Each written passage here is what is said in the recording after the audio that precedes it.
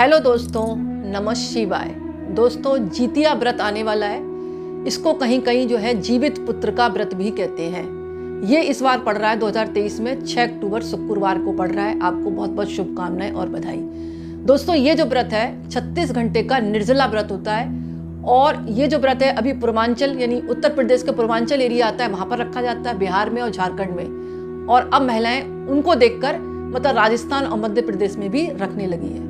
वैसे तो ये 3 दिवसीय व्रत माना गया है, जिसका नहाय खाए आता है, व्रत प्रारंभ होता है और पारण होता है। अब नहाय खाए मतलब एक दिन महिलाएं पहले 5 अक्टूबर को स्नान करेंगी और एक टाइम का भोजन करेंगी। उसको कहते हैं नहाय खाए, यानी नहा लिया और फिर एक टाइम का भोजन कर लिया। तो ये 5 अक्टूबर को पड़ रहा है। दूसरा व्रत प्रारंभ होता है, यानी 5 अक्टूबर को खाना खा लिया उन्होंने, उसके बाद कुछ नहीं खाएंगी वो मतलब जो व्रत है वो 6 अक्टूबर को प्रारंभ हो जाएगा, फिर 36 घंटे का होगा। और जो सुबह इसका पारण होगा जो होगा वो 7 अक्टूबर को, यानी पारण भी पूजा पाठ करने के बाद ही, मतलब सूर्य भगवान को अर्घ देने के बाद ही और पूजा पाठ विधि विधान से करने के बाद ही पारण होता है। 36 घंटे का निर्जला व्रत है। इसमें महिलाएं, बहुत कठिन व्रत होता है, बहुत सावधानी से रखा जाता है। ये अपने संतान की दीर्घ आयु के लिए रखा जाता है। ये अष्टमी के दिन रखा जाता है। इसको अशोका अष्टमी के नाम से भी जाना जाता है और इसको जीवित पुत्र का व्रत के नाम से भी जाना जाता है और जितिया व्रत के नाम से भी जाना जाता है। अब ये व्रत रखा क्यों जाता है दोस्तों, इस पर शास्त्रों ने अनेक कहानियां बताई हैं, जिसमें आज मैं आपको एक कहानी शेयर करने वाली हूं कि इस वजह से जो है जितिया व्रत रखा जाता है। कहानी इस प्रकार है कि एक जो थे जीमुत महान, कहीं कहीं जी उत महान भी लिखा है, कहीं कहीं जीत मुत महान भी लिखा है, तो आप जीमुत महान मान लें। ये एक व्यक्ति थे, इनको भगवान का दर्जा मिला था और ये गंधर्व राज थे। अब इनको भगवान का दर्जा क्यों मिला, पहले तो मैं ये बताऊंगी। जीमुत महान जो थे वो एक राजा की संतान थे, जो कि बहुत धर्मात्मा थे। युवा अवस्था में ही इन्होंने राजपाट त्याग दिया था, लेकिन उन्होंने अपनी जिम्मेदारियां नहीं छोड़ी थी। यानी राजपाट का सुख इन्होंने, वैभव जो था वो छोड़ दिया था, लेकिन अपने माता पिता की सेवा ये जंगल में रहकर भी करते थे। तो एक बार ये जंगल की तरफ जा रहे थे, वहां पर मतलब घूम रहे थे, तो वहां पर इनको नाग माता दुखी दिखाई दी। तो उन्होंने नाग माता से पूछा कि हे माता, आप क्यों दुखी हैं? तो माता ने कहा, देखो यहाँ पर एक गरुड़ आता है जो हमारे वंश को प्रतिदिन सामूहिक रूप से खाने की चेष्टा करता है, लेकिन हमने उससे बात की कि भाई तुम इकट्ठे मत खाओ, नहीं हमारा तो वंश खत्म हो जाएगा।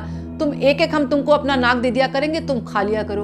और आज मेरे पुत्र की बारी है। नागिन जो थी वो बोली, आज मेरी जो है पुत्र की बारी है, मैं इसलिए रो रही हूँ कि थोड़ी देर के लिए क्षणिक मेरा बेटा है, फिर ये गरुड़ आएगा खा लेगा। तो जीमुत महान बोला, ठीक है, गरुड़ को आने दो, आज आपका बेटा नहीं, आप मेरे ऊपर कपड़ा लपेट दो और मुझे ढक दो और वो मुझे ले जाएगा। ऐसा ही किया, नाग माता ने उनके ऊपर कपड़ा लपेट दिया और वो लेट गए। गरुड़ आया और उनको ले जाने लगा। अब गरुड़ बहुत होशियार था। गरुड़ ने कहा, आज बच्चा ना रो रहा है ना चिल्ला रहा है, आखिर बच्चा है, इसके अंदर कौन है? तो फिर उसने कपड़े को हटा के देखा तो जीमुत महान व्यक्ति बैठा हुआ था।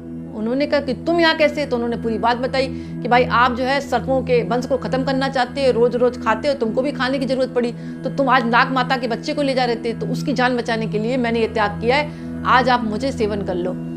इतनी बात कहते ही गरुड़ बहुत खुश हुआ, बोला ये तो बहुत धर्मात्मा व्यक्ति है, बोले ऐसे व्यक्ति की तो पूरी दुनिया में जरूरत है। तो उन्होंने माफी मांगी और उन्होंने कह दिया कि आपका त्याग जो है इतना है कि आपने दूसरे बच्चे की जान बचाने के लिए, नाग माता के मतलब सर्प की बच्चे की जान बचाने के लिए आपने अपनी जीवन जो है दान पे लगा दिया।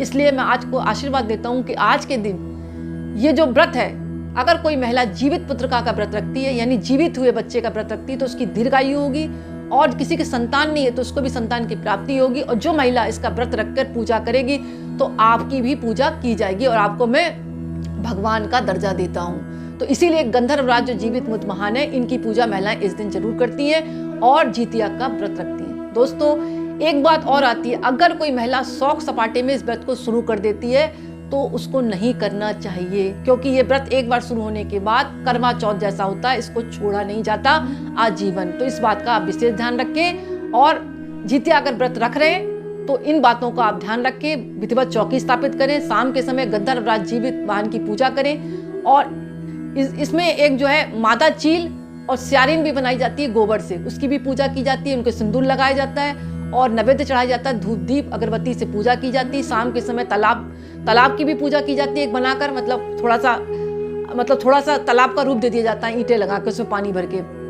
और इसमें बांस की भी पूजा की जाती है, क्योंकि बांस जो है व्रत की मतलब वंश की वृद्धि करता है, इसलिए बांस की भी पूजा यानी बांस के भी पत्ते उसमें लगाकर पूजा की जाती है। इस तरह इसमें कथा आती है। तो दोस्तों आज का वीडियो मैं यहीं समाप्त करती हूँ। पसंद आए तो आप लाइक जरूर करें, अन्य को भी शेयर करें ताकि उनको भी फायदा मिले, और कमेंट्स में नमः शिवाय लिखना ना भूलें। बहुत बहुत धन्यवाद।